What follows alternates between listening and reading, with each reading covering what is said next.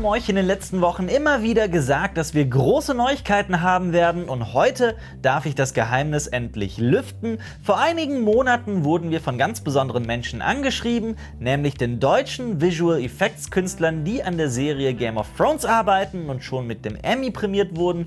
Große Teile der Postproduktion werden nämlich in Deutschland hergestellt, zum Beispiel die Drachen oder die meisten Burgen. Damals wurden wir davon in Kenntnis gesetzt, dass es noch dieses Jahr eine kostenlose Ausstellung in Berlin geben wird, in der über 30 der Game of Thrones Künstler Bilder ausstellen von unbekannten Orten wie Asshai, wie Norvos, wie Krojan oder dem alten Valyria. Orte, die in Game of Thrones vielleicht immer wieder mal erwähnt werden, aber bisher noch nie gezeigt wurden.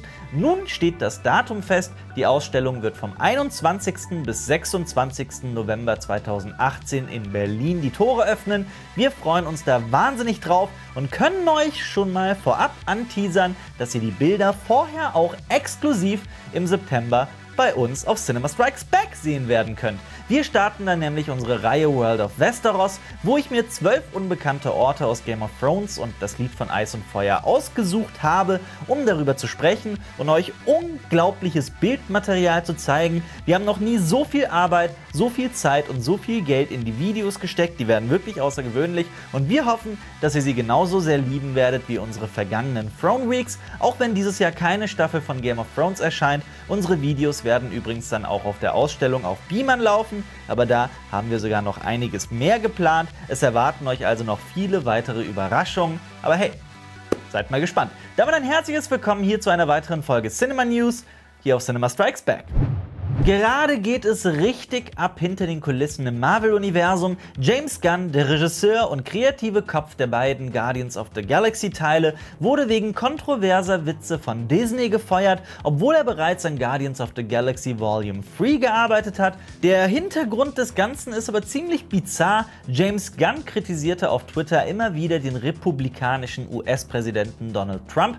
Das hat den rechtskonservativen Aktivisten Mike Cernovich geärgert und er hat auf Twitter 10 Jahre alte Tweets von Gunn ausgekramt, die zugegebenermaßen sehr kindisch daherkommen. So schrieb James Gunn in seinem provokanten Tweet zum Beispiel: Lachen ist die beste Medizin, deswegen lache ich gerne AIDS-Kranke aus. Er machte außerdem viele provokante Witze über Vergewaltigungen, den 11. September oder sogar den Holocaust.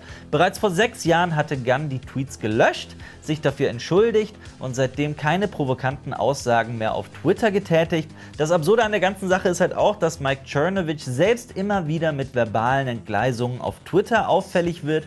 Wer jetzt in Guardians of the Galaxy Volume 3 Regie führen wird, ist nicht bekannt. Es wurde sogar bereits eine Online-Petition gestartet, damit James Gunn von Disney wieder eingestellt wird. Die hat zwar nach kürzester Zeit bereits 150.000 Unterschriften sammeln können, aber wie wir wissen, haben Online-Petitionen meistens nicht viel gebracht.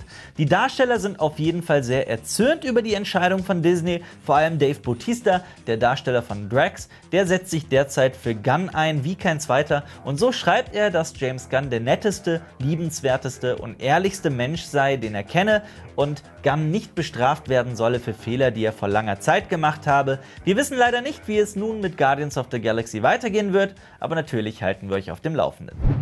Es gibt Infos zur kommenden Joker-Verfilmung mit Joaquin Phoenix. Bekannt war ja schon unter anderem, dass der Film im Gotham City der 80er Jahre spielen soll und dass so die Origin-Story des Jokers gezeigt werden soll. Jetzt wurde unter anderem auch der Titel und das Startdatum bekannt gegeben. Der Film wird ganz unkreativ Joker heißen und soll am 4. Oktober 2019 in den US-amerikanischen Kinos starten. Die Regie wird von Todd Phillips übernommen, der unter anderem auch für die Hangover-Trilogie und War Dogs verantwortlich war. Das Drehbuch hat er auch geschrieben, zusammen mit seinem Kollegen Scott Silver. Das ist der Autor von Filmen wie 8 Mile oder The Fighter. Im September sollen aber bereits die Dreharbeiten zu Joker beginnen.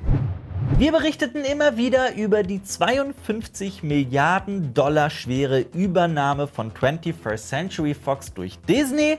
und auch über die Tatsache, dass bei einem erfolgreichen Deal Disney mindestens 40% des Kinomarkts ausmachen würde. Die Firma Comcast hat Disney vor kurzem Konkurrenz gemacht und wollte ebenfalls 21st Century Fox abkaufen, aber nun hat Comcast von seinem Vorhaben abgesehen. Nun steht dem Disney-Fox-Deal kaum noch etwas im Wege. Man vermutet, dass diese gigantische Übernahme nächstes oder übernächstes Jahr stattfinden wird. Nun wird sogar gemunkelt, dass durch Jobüberschneidungen beide Firmen tausende Mitarbeiter entlassen werden müssen. Experten sagen, dass das außer Frage stünde und schätzen, dass etwa 5000 Menschen ihren Job verlieren werden. Traurige Neuigkeiten, aber hoffen wir das Beste. Gerade wenn man bedenkt, dass Disney kleinen Kinos unglaublich harte Bedingungen stellt, damit sie Disney-Filme zeigen dürfen. So wird selbst kleinsten Kinos mit nur einem oder zwei Kinosälen diktiert, dass sie einen Film wie Die letzten Jedi mindestens einen ganzen Monat zeigen müssen, damit sie ihn überhaupt erst aufführen können. Diese Abmachungen sind zwar normal, aber normalerweise beläuft sich diese Zahl auf 2 Wochen und nicht 4.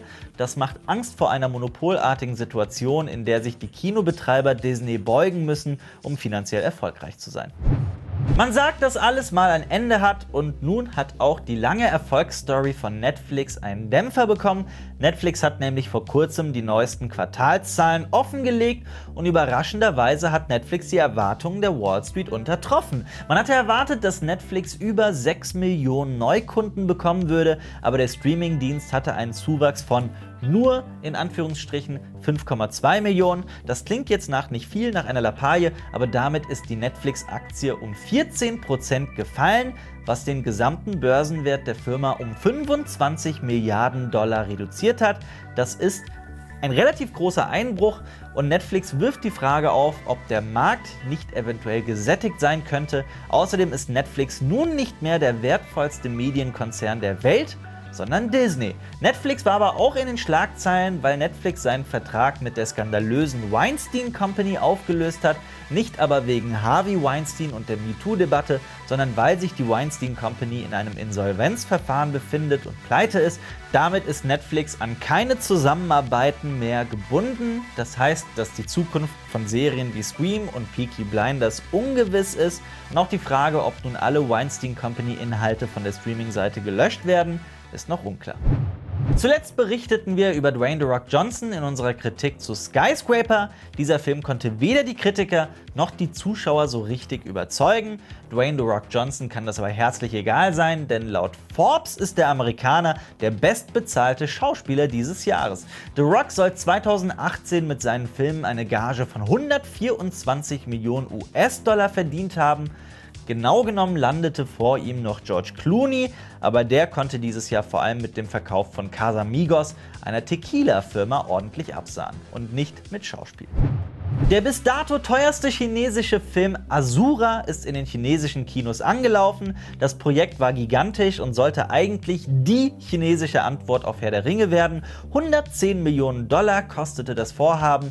Die PR-Abteilung beschloss nun aber, den Film nur in wenigen ausgewählten Kinos zu zeigen, um so das Interesse für den Film künstlich zu steigern, weil so ja nicht jeder eine Karte bekommt.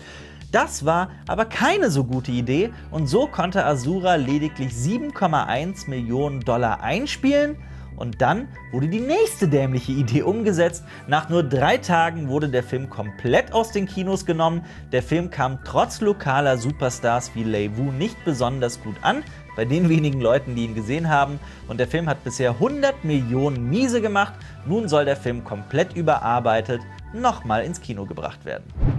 Diese Woche starten aber auch wieder ein paar Filme in den deutschen Kinos. Natürlich der neue Marvel-Film Ant-Man and the Wasp mit Paul Rudd, Evangeline Lilly und Michael Douglas. Dazu bringen wir diese Woche natürlich auch noch eine Kritik heraus. Außerdem startet Catch Me mit Jeremy Renner, Ed Helms und Jake Johnson. In der amerikanischen Komödie geht es um eine Gruppe von Freunden, die sage und schreibe 30 Jahre lang Fangen gespielt haben. Zu guter Letzt startet auch Papillon, ein Remake des Filmklassikers, der damals mit Steve McQueen und Dustin Hoffman in die Kinos kam.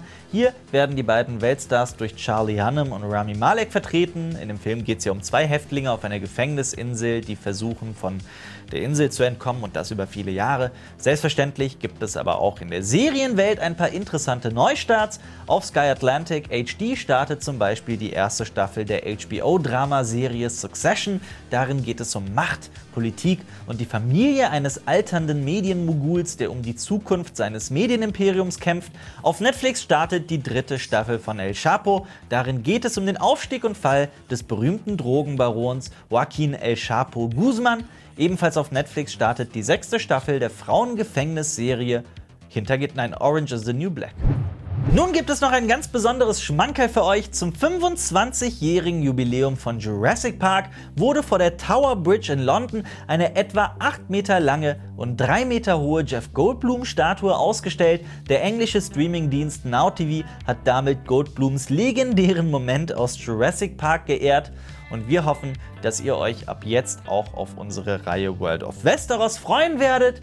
Denn ihr solltet einfach diesen Kanal Cinema Strikes Back abonnieren und die Glocke aktivieren, denn dann könnt ihr auf jeden Fall die Videos gucken, denn dann werdet ihr daran erinnert. Selbst wenn ihr das mit World of Westeros vergesst, dann kommt so eine Meldung oder in eurer Abo-Box steht dann ein neues Video von Cinema Strikes Back und dann könnt ihr die ganzen Videos anklicken.